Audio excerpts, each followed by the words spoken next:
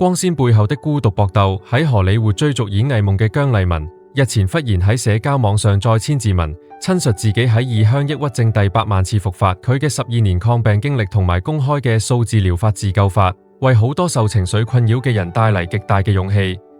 秦沛愛女姜麗文自約滿無線後，就隨丈夫移居美國，跟當地演藝經理人公司簽約，喺荷里活繼續追尋演藝夢。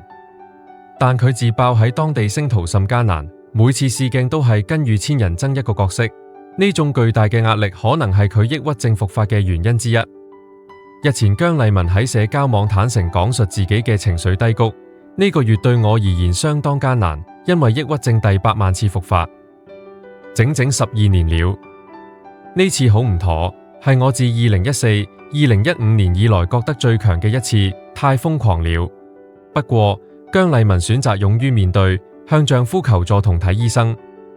佢仲公開分享咗2個喺艱難時覓得嘅自救方法：數字療法，將憂鬱程度以10分為滿分記錄，並對信任嘅親人採取開放政策，等佢哋可以無需言表下得知自己嘅狀態。